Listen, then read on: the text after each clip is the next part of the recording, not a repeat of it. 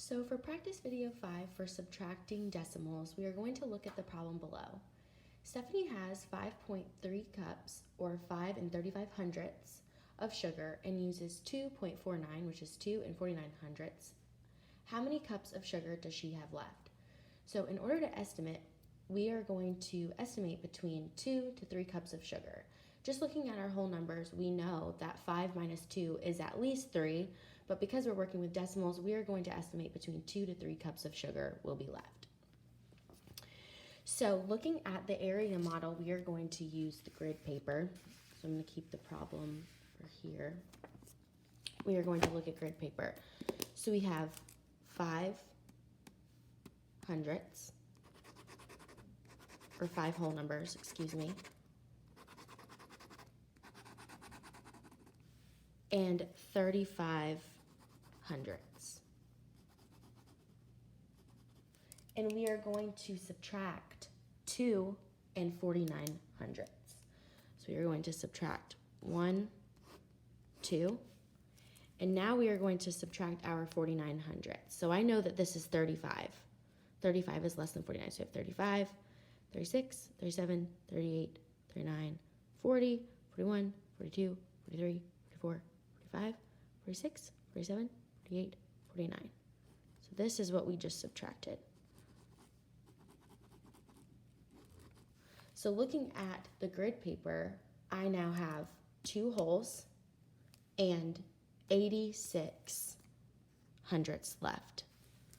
So that means Stephanie will have 2 cups and 86 hundredths left. So 2.86 cups of sugar left.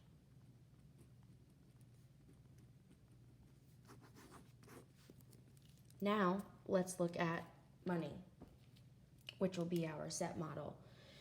So we have $5, and I went ahead and broke this apart into a fifth dollar, but using dimes. So I have 9 dimes to make 90 hundredths, and then I have 10 pennies to make 100 hundredths, which would make another dollar. And then I have 35. And we are going to subtract 2 and 49 hundredths. So I'm going to subtract $2. And I know that this is 35, so I'm going to subtract 35, 35. This 10 would make 45, 46, 47, 48, 49. And what do I have left? 2 and 86 hundredths.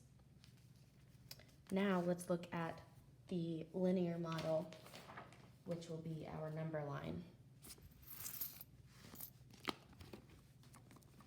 So looking at the number line, I've already pre-marked it just to show the model, but I'm going to go ahead and solve it as well.